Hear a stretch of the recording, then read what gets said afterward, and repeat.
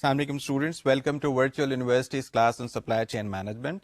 In lecture number 24, today we'll initiate our discussion on demand forecasting in a supply chain. You are pretty much familiar with the concept of demand forecasting. Your expertise may have been subjected to making plans for your organization. Today we'll proceed with another concept, that is making forecasts for the whole supply chain. For this very purpose, we'll study 4 main objectives in today's lecture as well as in your next lecture. And the intent would be the same, to cover them under the cognitive, affective and psychomotor domain. The first objective would be to understand the role of demand forecasting for an enterprise as well as the supply chain.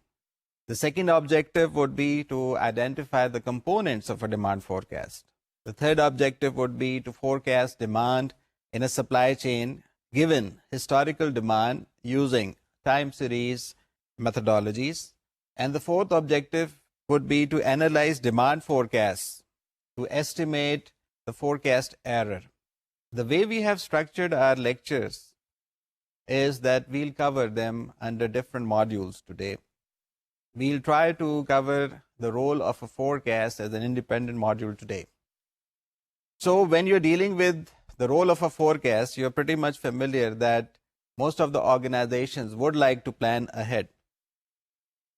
We are not talking about multinational organizations only. We are actually talking about the small and medium enterprises as well, or the small stores you come across in your day-to-day routine activities. The idea is very simple. Business or businesses would always like to have the unknown or uncertainty being either removed, which is not possible of course, or at best to be minimized or localized, so that the prime objective of maximization of profitability within the social responsibility context is achieved. So when you are dealing with role of forecast for an enterprise as well as a supply chain, you should be able to understand it with respect to the idea that if you are going to make a forecast for a section or a department or a functional unit, even though the same factor is being followed throughout the enterprise, or the same objective is being followed throughout the enterprise, there is a possibility that the myopic or narrowing of the objective would cause more harm for the enterprise than any good. In fact, what have we been discussing in the past is that people tend to neglect, ignore, and often misrepresent the concept of cost minimization. Cost minimization can actually harm the other functional areas of the organization. And when you extend your discussion beyond the enterprise and you include the supply chain, you are now talking about the 2 other main entities of the supply chain. These 2 entities would be your customers and suppliers. Most of the time it has been observed that enterprises tend to only focus on their own set of goals and objectives. And in doing so, they end up either failing to address the strategic partnership requirements between the organization and the supplier, or the needs of the customer for which the organization is actually interested in the first and foremost condition. So what has been happening in the past is that organizations tend to ignore the supplier as well as the customers. In fact, I'll give you a very small example which you have already been quite familiar with. And this is not pertaining to the Pakistani context alone. It is a universal phenomenon that wherever you'll come across a supply chain, organizations upstream would have suppliers, the organization itself, and of course in the downstream you would be having the customers. So if the customer's requirement is, say, you are in the automobile industry and the customer's requirement is about 1,000 automobiles, and that 1,000 automobiles actually constitute a market. So if you are dealing with the market now, the market's requirement is of 1,000 automobiles. 1,000 automobiles would be required by the organization to be completed within a stipulated time span so that they're able to fulfill the customer needs, and at the same time the customer is able to buy the product being offered by the organization. This sounds very logical, but unfortunately organizations all over the world have experienced that managers tend to pad up the information that has been generated from the market. In other words, if the market demand is for 1,000 automobiles, the marketing managers or the distribution managers or the sales and distribution managers would suggest to the production management or to the plant management that we need about 1,200 automobiles. And to make things even more complicated, the organization would contact the supplier which is supposed to be supplying for the automobile's components or sub-assemblies, and the padded up requirement to the supplier comes out to be about 1,400 cars. Now you can very well imagine that the market is only interested in the procurement of 1,000 automobiles, but at the end of the supply chain or at the upstream of the supply chain, the demand has been padded up or increased to 1,400 automobiles.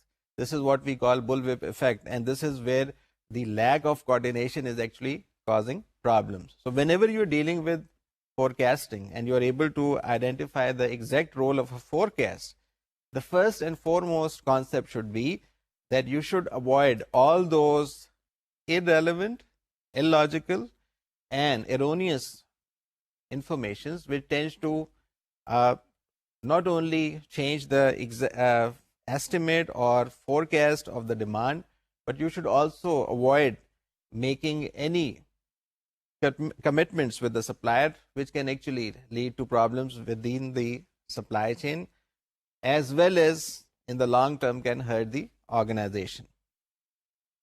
So whenever you're dealing with the role of a forecast, you should be aware of all these attributes. If you're not able to pay attention to these attributes, your competitive advantage would initially be harmed, and then you would lose out to your competitors.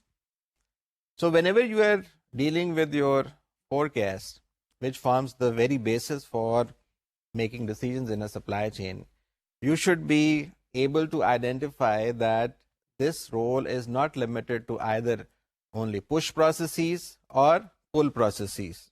Rather, it is directly having an impact on both the push and pull processes. We have seen that production scheduling, inventory, and aggregate planning, they are directly having an impact if you are not having your proper demand forecast in place. So demand forecast would also have an impact on your sales force allocation. It would also lead to situations which are probably often ignored. I'm talking about the HR functions of promotion. And why is it so? Because when I talked about supply chain initially, I tried to give you a suggestion that when you are dealing with your supply chain, the supplier comes at the upstream of the organization, and the organization's value chain, which consists of the primary set of activities as well as secondary set of activities, would have both the primary activities as well as the secondary set of activities affected by the demand forecast. So if you are coming up with a wrong or incorrect demand forecast, it can lead to problems. So any organization that intends to start a new business or plans to invest in new plant or equipment or is carrying out budgetary planning, they would be required to make use of forecasting. And mind you, when you're dealing with your workforce planning, that includes hiring or including contractual workforce or laying off workers, all these pull and push processes are not only interrelated but are very much dependent upon your demand forecasting. It has been seen that the demand forecast actually forms the strategic basis for all the decisions that are directly required by a supply chain manager. You cannot ignore the importance of demand forecasting. Also, when you're dealing with the supply chain, you should make it a point to always consider the effect of demand forecasting on each set of activities as well as processes. Like I pointed out a little while earlier, that when you are dealing with your primary set of activities and secondary set of activities, there would be a direct impact, and that impact can actually hurt the profitability of the organization as well as the profit sharing between the organization and the supplier. And it can actually lead to a situation that if you do not, or if you did not ended up having the right number or the right estimate of demand for your product, you'll end up having a redundant inventory. That redundant inventory would actually cause you what?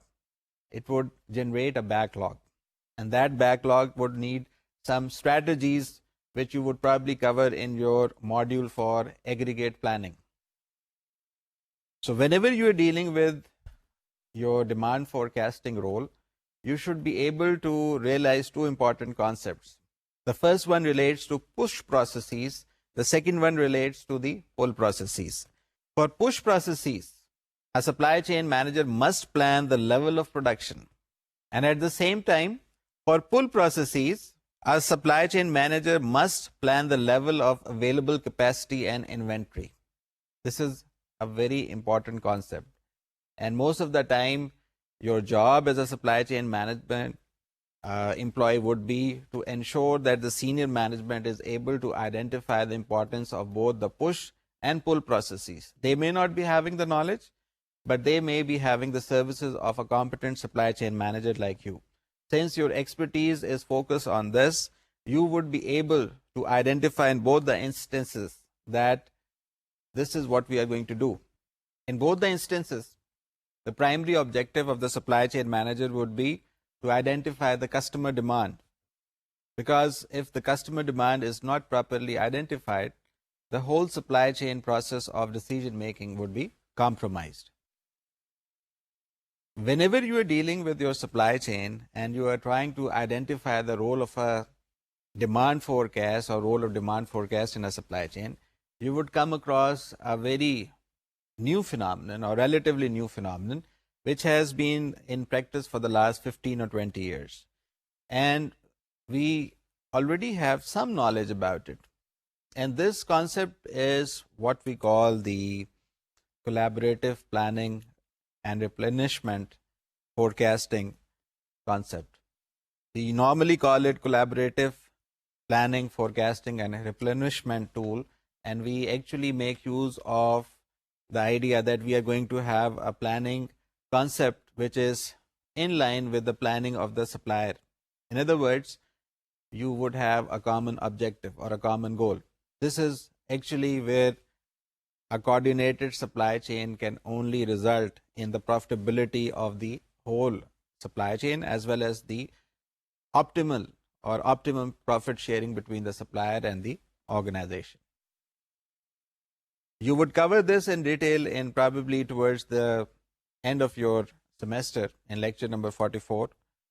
But for the time being, you should be aware of that when you are dealing with your supply chain, within the supply chain at all the stages, your collaborative planning, forecasting and replenishment tool would enable you to come up with a coordinated set of requirements for the whole supply chain. And it would actually remove all those uncalled for and redundant inventories which can eat away the profits of the organization as well as the supplier. So there are a number of techniques available in this regard, but for the time being we can only focus on the idea that it plays a very critical part in the role of forecasting, and the role of forecast in any supply chain again directly impacts not only the pull processes but also the push processes, and this leads to either increase or decrease in the profitability of the supply chain. So what would be the lesson as far as our module 1 is concerned with respect to the role of demand forecast in a supply chain? Ideally, we should be able to identify that forecasting is a key driver, and it actually works for design as well as planning with respect to virtually all the processes or activities involved or included in the supply chain. Also, enterprises may have always used the concept of demand forecasting, but the idea of helping your suppliers do the same has helped the organization in increasing its long-term profits as well as sustaining them. We did covered in some other modules the idea that the Japanese came out with the idea of Karetsu, which is actually where you enable your supplier to be a part of your organization as far as strategic alliances or partnerships are concerned. So whenever you are dealing with role of forecasting, you can actually suggest to your organization, we can go and talk about the collaboration between the supplier and the organization. This is an important concept, and I am sure that with the passage of time, you would be able to make good use of the collaborative forecasting, and this collaborative forecasting would actually not only remove poor coordination, increase the profitability, but also identify all those risks which have often been ignored, or we tend to suggest that our information systems or our IT-based software, supply chain software, would be able to take care of our problems. This is again a wrong perception, and it should be avoided. We now talk about some of the characteristics of forecasts, and for this we should be able to identify that our module 2 talks about not only the characteristics of forecast, but it also talks about the components and methods of forecast. So first of all, you should be able to identify the very reason that demand forecasts, even being followed religiously by organizations, still do not help the organization either achieve its production targets, its sales targets, or its profits. The reason is very simple. The reason is that forecasts are generally inaccurate and should ideally include the expected value of the forecast as well as a measure of forecast error. Like for instance, I suggested that the market requirement was for 1,000 automobiles, but unfortunately we ended up padding the information, and we as the organization manufactured about 1,200 automobiles, whereas we communicated to our upstream partner, the supplier, that we would be requiring 1,400 automobiles. So what happens? The supplier generates the components or raw material or the work in progress inventories for a level of 1,400 automobiles, whereas we are requiring only 1,000 automobiles. So there would be an idle inventory. So if the same market is being probed or estimated for in the next calendar year, what will happen? You must have learned a lesson that the demand was for 1,000 automobiles, we manufactured 1,200 automobiles, and the supplier had an inventory of 1,400 automobiles. So what happens in a situation like this? The situation is pretty much clear that we did not identify the exact information. We either padded up the information or we changed it for our sake of convenience. Without any conviction, we decided to go for convenience. That what if there is a situation that the customer is interested in our automobile and the demand increases to 1,100 automobiles, and instead of facing a stock out, we would be in a position to provide for 1,100 automobiles, and we either ignored the macroeconomic factors or we decided that we are not going to include the idea that our competitors' automobiles new model has far more superior features. So these type of activities or these types of decisions can actually harm your supply chain. So when you are dealing with your supply chain and when you are dealing with your forecast, you should be able to identify certain characteristics. Like you pointed out that at best, this is an estimate or a guess, not an exact number. Number two, you should also be familiar with the idea that long-term forecasts are usually less accurate than short-term forecasts. It has been seen that aggregate forecasts are much more easier to predict and are far more accurate than disaggregate forecasts. Like for instance, I said that we would be having or we would be facing a demand of 1200 automobiles or 1000 automobiles for a 1500 cc car. I did not identify the variations in that automobile, the design variation as well as the aesthetic variations. So it would have been much more difficult if I was to pinpoint how many black color automobiles, how many white color automobiles, and how many red color automobiles with and without the additional features of power package. So in general, whenever you are trying to identify the characteristics of the forecast, you should realize one thing. As the information is traveling in parallel but in the opposite direction to the product or the product being assembled, the higher or the further away you are from the customer, the more difficult or the more distorted information you would be receiving. This is the same concept which leads to bullwhip effect. Like the lack of coordination causes the bullwhip effect, and the supplier ends up sharing the most burden of the or the maximum amount of burden of the supply chain. So this is an important concept. आप तौर पे देखा ये गया है that when you are dealing with characteristics of the forecast, you tend to totally ignore these basic and fundamental characteristics. और हालांकि आप जब डिज़ाइन करते हैं या जब प्लान करते हैं, these characteristics are right in front of you. You should be aware of the fact that a person working in the warehouse of the organization would not have the same exact information which is available with the marketing or the distribution personnel. Though you can argue that with the availability of the information systems, whether they are ERP based or supply chain management based softwares, we are in the position of sharing the same set of information. But the idea is whether the same information is being shared throughout the organization as well as with the supplier.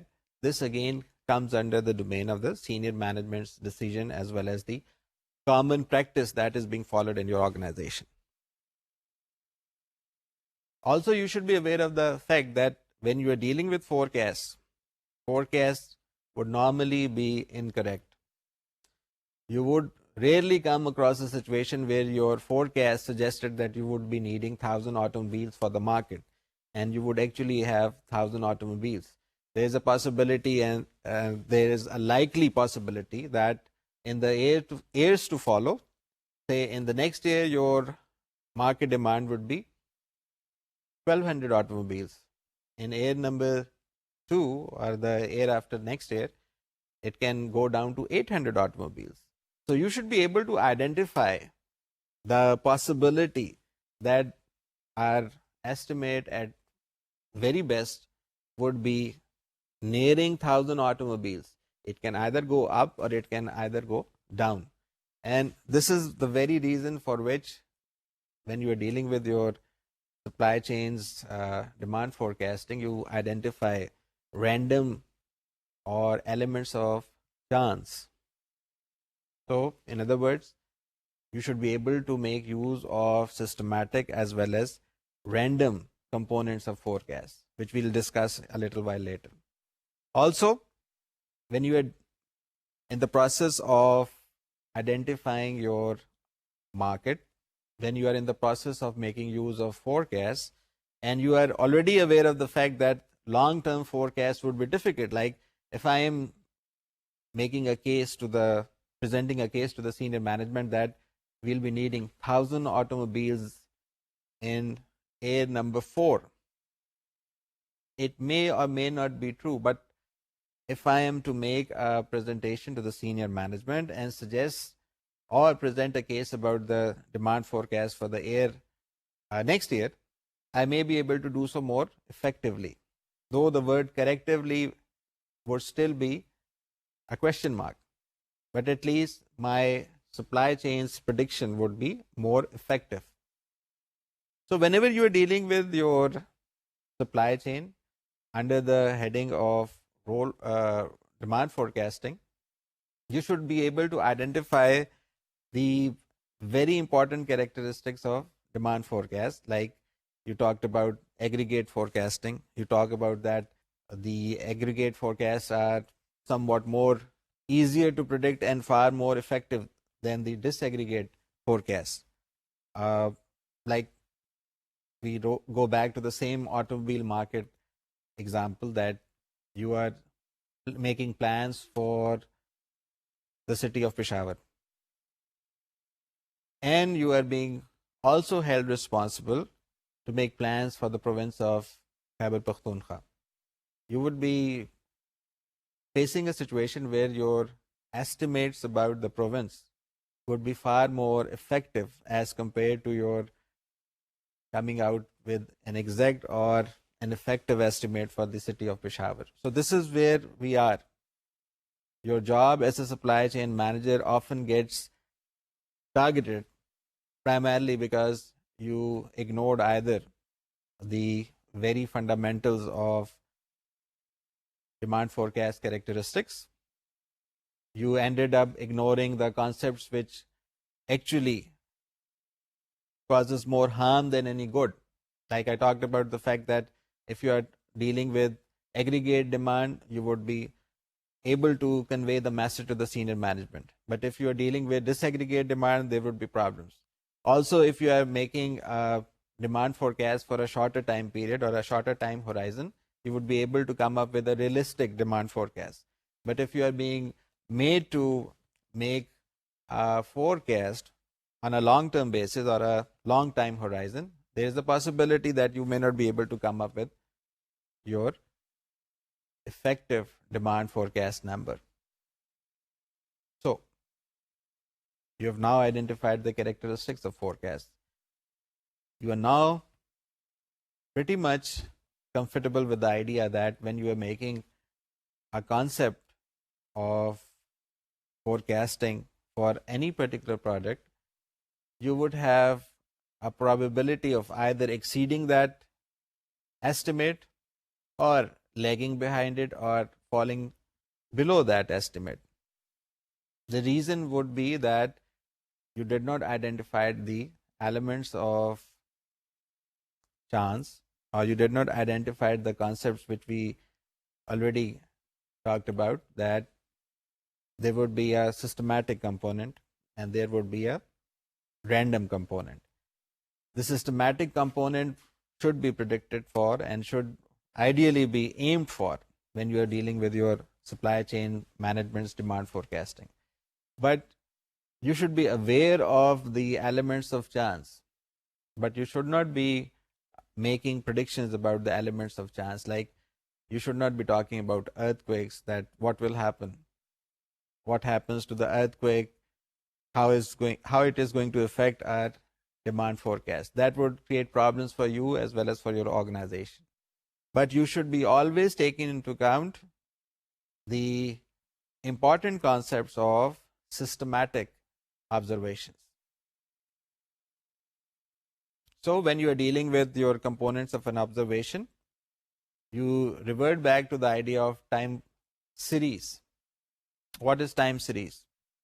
आप लोग शायद अपने statistics की class में और यकीनन अपनी day to day routine activities में और अपनी जॉब के ऊपर ये देख चुके हैं that most of the organizations carry a very detailed data of what type of observations they had in the years before, and they normally are able to identify that there is either a trend, there is either a seasonality effect, or there is a growth pattern or a restriction pattern. So that type of information is available to the organization. तो अब हमारी थोड़ी सी discussion जो होगी वो time series methods के ऊपर इस वक्त से फोकस होगी, so that when you are going to make a demand forecast prediction for the future, you should be able to identify the systematic component as well as the random component. Or in other words, if you're going to mathematically define this relationship, you should come out with the idea that the observed demand O should equal the systematic component S plus the random component R. और हम ये भी देखते हैं that whenever you are dealing with the systematic component, it would measure the expected value of demand and consists of what we call level. अब ये level क्या चीज़ है? Level is the current deseasonalized demand. It also comprises of trend. Trend क्या है? The rate of growth or decline in demand for the next time period or next period. And of course, seasonality, the predictable seasonal fluctuations in demand. If you are making or if you are dealing with appliances which are required during winters, what will happen? You would be able to identify that there is a peak in the sales during the winter seasons, starting from the month of October and tapering off towards the last week of January. But beyond that, you may not be having any demand at all, with the exception of the idea that people tend to take your smaller size units to places where the weather is not that hot during summers, either in Pakistan or outside Pakistan. So, when you are dealing with your components of a demand forecast, you have identified the systematic component. But what about the random component? Random component is that part of the forecast that would either make the forecast deviate from the systematic part. It can go up or it can go down. But the bottom line is the same. You should not merge the systematic component with the random component. If an organization ends up doing this, its forecast would be unable to capture the requirement of the customer. What will happen? Your forecast would either be continuously exceeding the customer requirement or lagging behind the customer requirement. So this is where we are. If you are dealing with your observed demand, you should focus on the systematic component with respect to level, trend, and seasonality. And you are already in a position to identify the three subcomponents of systematic component. आपको level का भी पता है, आपको trend का भी पता है, आपको सीजनैलिटी का भी पता है. और जब आप फोरकास्ट एरर की बात करेंगे तो forecast error is the difference between the forecast and the actual demand. और ये डिफरेंस या ये जो एरर है ये कोई आपकी फोरकास्ट की वीकनेस को नहीं शो कर रहा होता, बल्कि ये आपकी फोरकास्ट की करेक्टनेस या करेक्टिवनेस को प्रेजेंट कर रहा होता, रिप्रेजेंट कर रहा होता. This is very important. Do not ignore this concept. हम लोग आमतौर पे चाहे एक्सेल के ज़रिए या किसी और पावरफुल मैथमेटिकल टूल के ज़रिए या आईटी के जो हमारे पास सप्लाई चेन मैनेजमेंट के सॉफ्टवेयर्स हैं उनके ज़रिए जब कभी डिमांड फोरकास्टिंग को कंप्लीट करते हैं तो हम फोरकास्टेड एरर को इनिशियली किसी और तरह से देखना शुरू कर देते हैं. It should not be taken up as the error. It should rather be taken up as a corrective measurement, a controlling feature. किस तरह से आप अपनी फोरकास्ट को फाइन ट्यून कर सकते हैं ताकि उसके अंदर जो एरर्स के चांसेस हैं वो कम से कम हों. And mind you, supply chain के अंदर जब कभी आप डिमांड फोरकास्टिंग को पढ़ते हैं और आप डिमांड फोरकास्टिंग के मेथड्स को आइडेंटिफाई करना चाहें तो वो वही मेथड्स हैं जो आप अपनी पुरानी डिस्कशंस में कर चुके हैं. Like for instance qualitative techniques as well as quantitative techniques. Qualitative techniques में चाहे वो एक्सपर्ट ओपिनियन हो, किसी सीनियर कंसल्टेंट से आप इंटरफेस करके इंफॉर्मेशन या थर्ड पार्टी के ज़रिए आप कोई इंफॉर्मेशन एक्सट्रैक्ट करें या डेल्फी टेक्निक का इस्तेमाल करें, the bottom line is the same. You would be relying on the judgment. You would be making use of a subjective opinion. इसके बरक्स जब आप क्वांटिटेटिव टेक्निक्स में जाते हैं तो जिसमें आप टाइम सीरीज डेटा को भी कवर कर सकते हैं या टाइम सीरीज मेथोडोलॉजी को भी कवर कर सकते हैं, you are making the use of historical demand और historical information available to the company as well as to the market.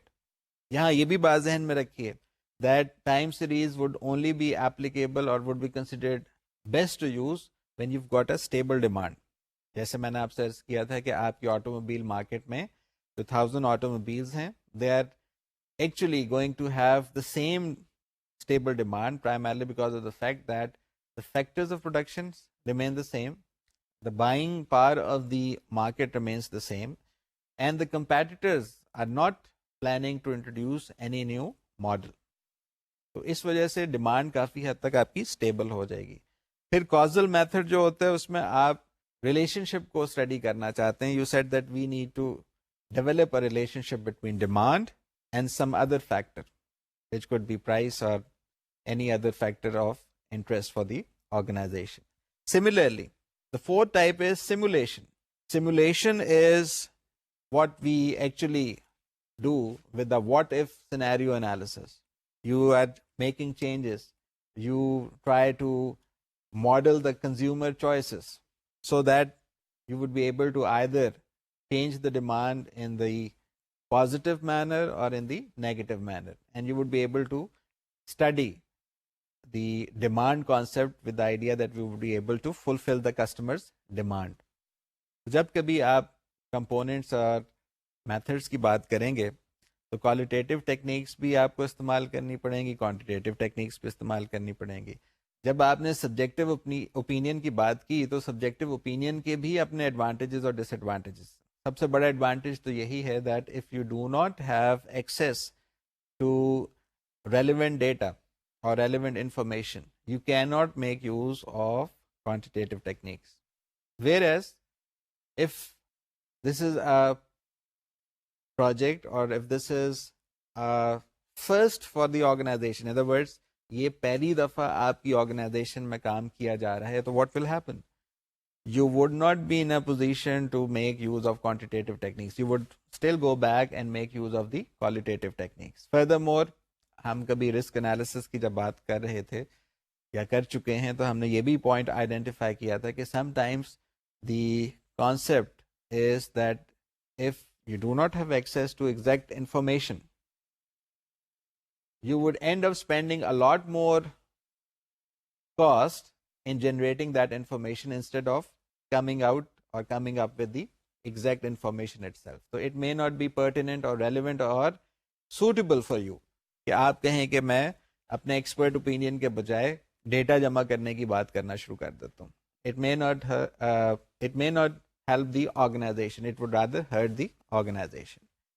तो जब कभी आप मार्केटिंग रिसर्च या डेल्फी टेक्निक्स या एक्सपर्ट ओपिनियन की बात सुने या हिस्टोरिकल लाइफ साइकिल एनोलॉजी की बात सुने तो आपके जहन में फ़ौरन ये बात आ जानी चाहिए that these are the types of your qualitative techniques या qualitative methods use for making demand forecast for a supply chain. ये बहुत इंपॉर्टेंट सी बात है.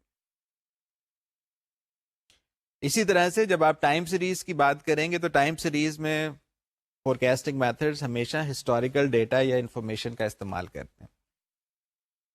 दे are making use of the assumption that past is a great predictor of the future. This may or may not be true. आपके जहन में naive forecast का भी जहन में नाम आता होगा. नाइव फोरकास्ट में आप कहते हैं कि जनाब जो आज हमारी एक्चुअल डिमांड थी इस महीने की वो हमारे नेक्स्ट महीने की फोरकास्टेड वैल्यू बन सकती है. सो these methods या time series methods are most appropriate when the basic demand pattern does not vary significantly from one year to the next year. और थोड़े बहुत इसके एडवांटेजेस में सिंप्लिसिटी भी आ जाती है. साथ में it can actually be the first starting point for your analysis as far as your demand forecasting is concerned. आमतौर पे ऑर्गेनाइजेशंस इस फैक्टर को बहुत ज़्यादा अपने एडवांटेज में यूज़ करते हैं. इसी तरह से जब आप कॉजल फोरकास्टिंग मेथड्स की बात करते हैं तो you are making use of the concepts of either the macro factors जो इकोनॉमी आपको बता रही है, या मार्केट इंडिकेटर्स बता रहे हैं, या इंटरेस्ट रेट्स बता रहे हैं. और कॉजल फोरकास्टिंग मेथड्स में you tend to identify the demand forecast as correlated to whatever be the factor of interest to you, चाहे वो इंटरेस्ट रेट हो, चाहे वो इकॉनमी की स्टेट हो, बूम या रिसेशन या इंटरेस्ट रेट्स. इसी तरह से ये भी आप जहन में रखिए that causal forecasting methods are actually the binding force between the demand and the environmental factors. People tend to say that demand forecast method ignores environmental factors. You can say no. With the help or aid of causal forecasting techniques, we can make use of the idea and we'll come up with a number or a forecasted demand of our product which is in line with the environmental factors. और ये environmental factors आप beyond the physical boundaries of the market को भी include कर सकते हैं. अगर आजकल आपके पास एनर्जी क्राइसिस है और एनर्जी क्राइसिस को आप ओवरकम कर भी जाते हैं, there would be other set of environmental factors that you would be addressing before you can come up with a demand forecasted value for your product. साथ में ये भी जहन में रखिए that simulation techniques जहाँ पे हम what if analysis को complete करते हैं, carry out करते हैं, they are actually making use of the idea that what happens if the customer is having excess or the consumer surplus is on the higher side. तो फिर तो ideally आपकी supply chain में profitability long term basis के ऊपर ना सिर्फ achieve होनी चाहिए बल्कि सस्टेन भी होने चाहिए. But then at the same time there would be some other environmental factors जिसकी वजह से आपकी शायद सिमुलेशन के जो रिजल्ट्स हैं वो एक्चुअल रिजल्ट के साथ मैच ना करें. तो आप हमेशा ये जहन में रखिए that whenever you are dealing with your simulation methods, the basic idea is to answer questions like what happens if we decide to lower our price than our competitor, या we decide to increase our price as compared to our competitors, या हम ये कहते हैं कि अगर हम इस चीज़ को देखें कि हमारा competitor एक नया मॉडल इंट्रोड्यूस कर दे, या हमारा competitor हमारे ही शहर में या हमारी ही विसिनिटी में आके अपना एक ऑटोमोबाइल मैन्युफैक्चरिंग यूनिट स्टार्ट कर देते हैं, what impact will it have on our clientage as well as on our market. तो इस किस्म के सवाल आप सिमुलेशन के जरिए जवाब देने की कोशिश करते हैं. अब आपने देखा that companies are in the continuous mode of answering these questions, and yet they should also be identifying the factors that influence future demand.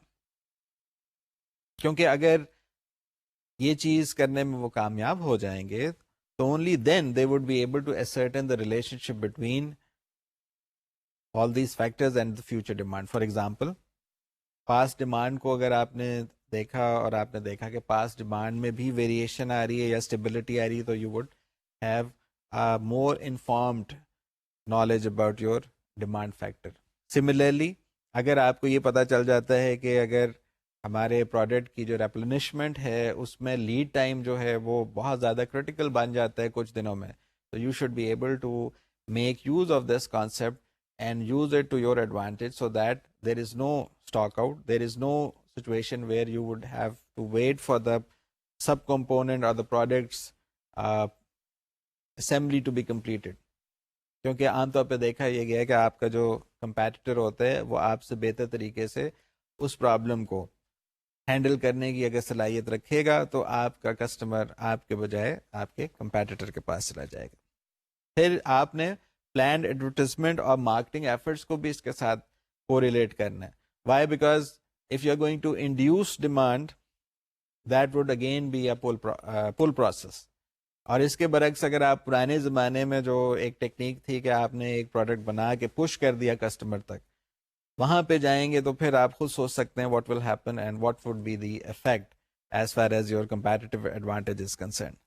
फिर आप price discounts को भी plan कीजिए so that your demand is somewhat stable. अगर आप ऐसा नहीं करेंगे तो you can actually pay a price. फिर state of the economy को भी देखिए. अक्सर होता है कि economy is not performing well. So in that period of time, your demand would normally take a low value. People would stop buying your product, primarily because they would be saving for the raining day. फिर आपको ये भी देखना है कि जो आपके competitors हैं वो क्या कर रहे हैं. All these factors are very critical and should not be ignored. अब हम थोड़ी सी बात उन components की करेंगे जो हम शायद unconsciously अपने supply chain की discussion में पहले से discuss करते चले आ रहे हैं. Like demand consists of a systematic and random component. ये बात मान ली हमने ये भी मान ली कि the systematic component measures the expected value of the demand. ये भी बात हमको clearly समझ आती है. फिर हम ये भी बात कहते हैं कि the systematic component consists of level, trend and seasonality. Level, trend और seasonality का concept आपको बहुत ज़्यादा clear हो चुके हैं.